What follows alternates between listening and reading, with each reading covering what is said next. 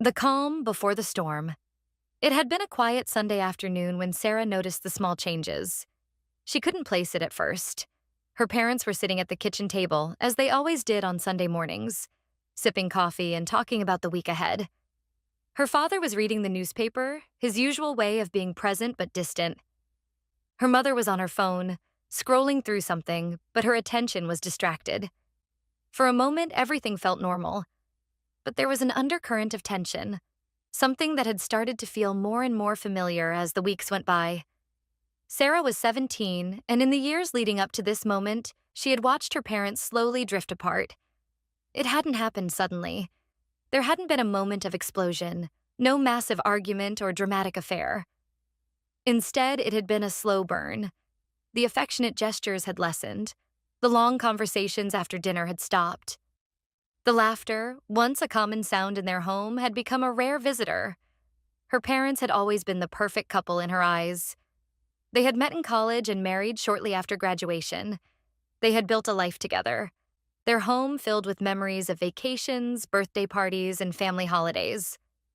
Sarah often thought of their early years together with a kind of nostalgia, a time when everything seemed simpler, when her parents were the center of her world. But now, those memories seemed distant. As her parents' marriage faltered, Sarah found herself unsure of what to believe. She had overheard hushed conversations between her parents late at night, but she couldn't make out the words. She had seen them exchange angry glares, heard the coldness in their voices when they spoke to each other. Yet, there was never any mention of a divorce. Her mother often said, "It's just a phase," while her father would just remain silent, retreating into his thoughts. But the tension in their house was palpable, and Sarah knew something was coming. She just wasn't sure what. It was late October when the first real crack appeared. Sarah had come home from school to find her father packing a suitcase. His movements were stiff, deliberate, as though each action carried the weight of a decision that had been made long before she had entered the room. "Where are you going, Dad?" Sarah asked, her voice trembling. She had seen her father pack a suitcase only once before, when he went on a business trip. But this time there was no mention of meetings or work. It felt different. Permanent, even. Her father stopped what he was doing and turned to face her. There was a look in his eyes that she hadn't seen in years. Guilt, regret, and something else she couldn't quite name. "Sarah, honey, I'm going to stay with your uncle for a little while. Your mom and I need some space." The words didn't make sense. Her father had always been the steady one, the one who held everything together when things went wrong. But now he was standing in front of her, his face a mixture of sadness and resignation. "Why?" she whispered, feeling a lump form in her throat. "Why do you need space?" "I don't know," he said, running a hand through his hair. "Your mom and we're just not happy anymore." It was like a punch to the gut. Sarah had seen the signs, of course, but hearing the words spoken out loud was something entirely different. She stood there in the doorway, unable to speak. Her father's eyes flickered with emotion, but he didn't reach out to comfort her. He couldn't. "I'll be back in a few days," he said softly, but his voice lacked the certainty it once had. "We'll talk more when I get back." Before Sarah could protest, he picked up his bag and left the house, the front door closing with a finality that echoed through the walls. That night, her mother sat at the kitchen table, staring into her coffee cup. She didn't cry. She didn't scream. She just sat there, lost in thought. Sarah watched her from the doorway, unsure of how to approach her. Her mother had always been the stronger one, the one who held everything together when her father retreated into his work. But now, her mother seemed smaller, vulnerable in a way that Sarah had never seen before. "Mom?" Sarah's voice cracked as she spoke. Her mother looked up, her face weary. "What's happening? Why did Dad leave?" Her mother didn't answer immediately. She took a long breath, her hands shaking slightly as she set the coffee cup down. "Your father and we've been having problems for a long time. I didn't want you to know, but I think it's time to be honest with you." The words were like a floodgate opening, and Sarah felt a wave of emotion crash over her. Is he coming back? She asked, her voice barely a whisper. Her mother didn't answer, her gaze drifting to the window as if she were searching for something outside. I don't know, sweetheart. I don't know. The days that followed were a blur for Sarah. Her father's absence was felt in every corner of the house. There was a constant aching silence where his presence used to be. His clothes remained untouched in the closet, his shoes still by the door. But the space he had left behind felt like a chasm, something that could never be filled. Her mother became more withdrawn, spending her days at work and her nights in her room, staring at the walls. There were no more family dinners, no more movie nights, no more feeling of togetherness. Instead, there was only an empty house that seemed to echo with unspoken words. Sarah tried to reach out to her mother, but every attempt felt like it was falling on deaf ears. Her mother's responses were short, distant, as though she were caught in a world of her own. At school, Sarah struggled to keep up with her studies. Her friends noticed the change in her, but she couldn't bring herself to talk about it. She was too ashamed, too overwhelmed by the sense of loss. Her father called once or twice a week, but each conversation felt strained. They talked about mundane things, how her day was going, how school was, but never about the real issue. Sarah was scared to ask him about the divorce, scared that it would make everything more real.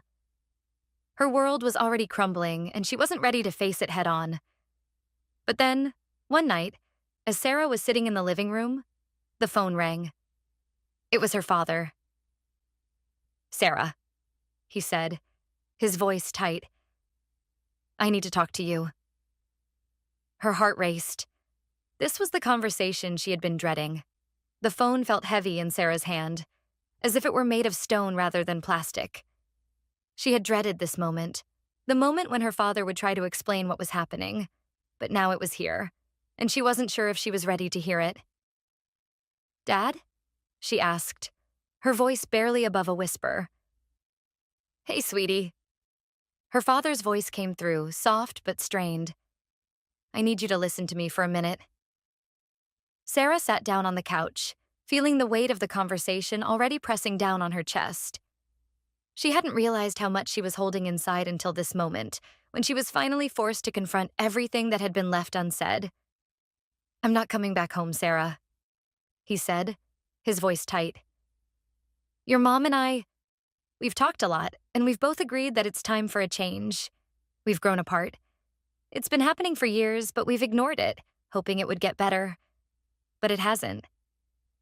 Sarah closed her eyes, trying to hold back the tears that were threatening to spill. She had known deep down that this was coming, but hearing the finality in his words made it real. More real than anything she had ever experienced before. The life she had known, the family she had once taken for granted, was falling apart, and there was nothing she could do to stop it. Dad, she started, but her voice faltered. Why? Why didn't you tell me sooner?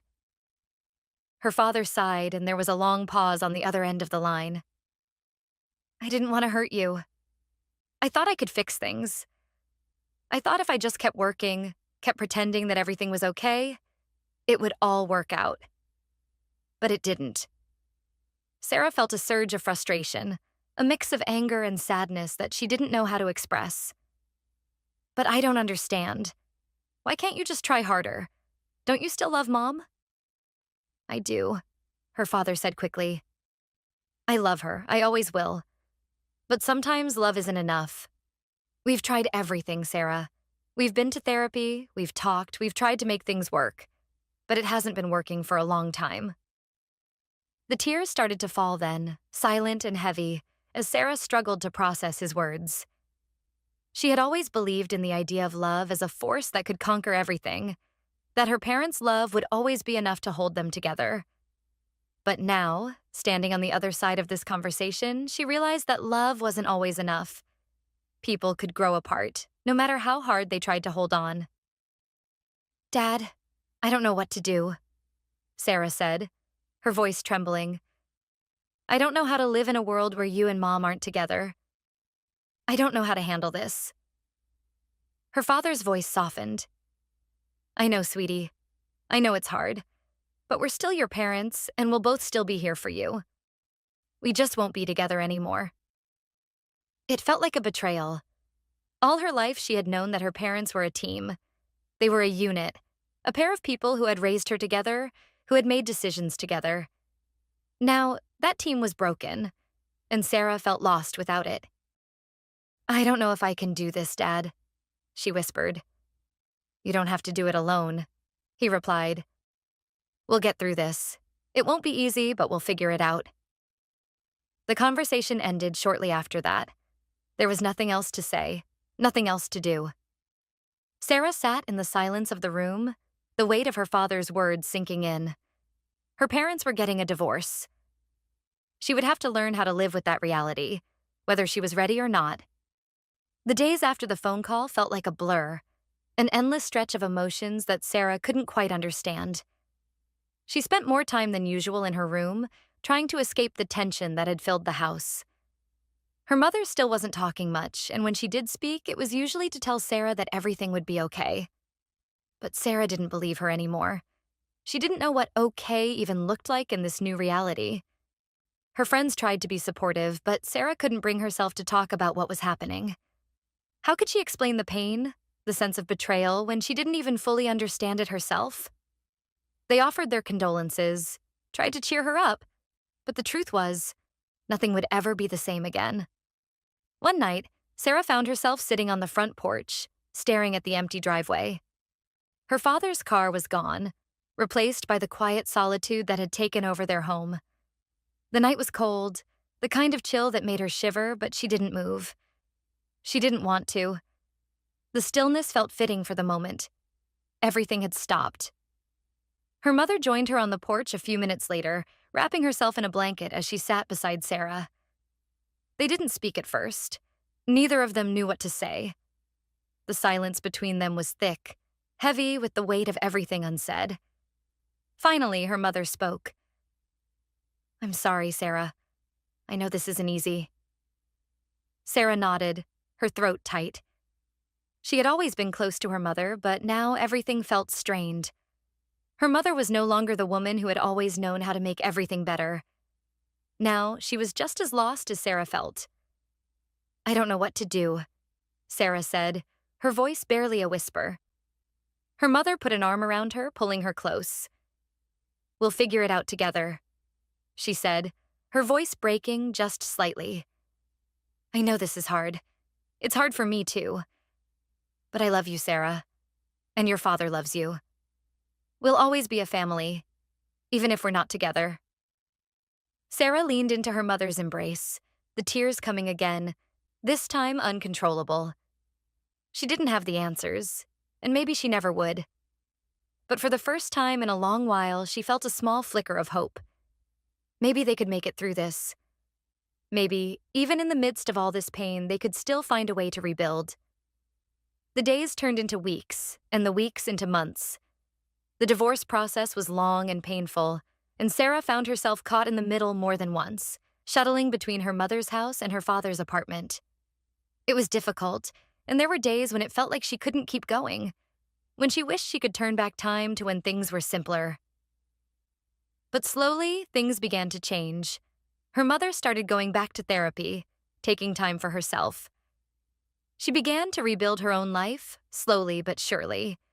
She found joy in small things again. Gardening, painting, even going out with friends. Sarah could see her starting to heal, and that gave her hope that maybe, just maybe, she could heal too. Her father, too, seemed to be finding his way. The first few months after the separation were rough. He was distant, withdrawn, and unsure of what to do next. But gradually, he began to open up to Sarah more. They would have long conversations about life, about what had gone wrong, and about what they hoped for the future. It wasn't the same as before, but it was something. They were both learning how to be different people in a different world, but they were still family. And Sarah? She learned to navigate this new reality, one step at a time. She still missed the way things used to be, the way her parents used to laugh and love each other. But she learned that love didn't always mean staying together. Sometimes love meant letting go, The road to healing wasn't easy, and it wasn't quick. There were still moments of pain, moments when the weight of everything felt too much to bear. But with time, Sarah began to understand that this new chapter of her life didn't have to be defined by the pain of her parents' divorce. It was part of her story, but it didn't have to be the whole story. As the months went on, Sarah began to find her own way forward. She found solace in her friends, in her hobbies, and in her own growth. It wasn't perfect, and there were days when she still felt lost. But she wasn't alone anymore. Her parents were still there for her, in different ways, and that was enough to keep her going. And as for her parents, they found their own peace too. They were no longer together, but they had learned to love each other in a way that allowed them to be parents, to be family, even in the absence of the life they had once shared. It wasn't the happy ending she had imagined, but it was a new beginning. And in the end, that was all that really mattered.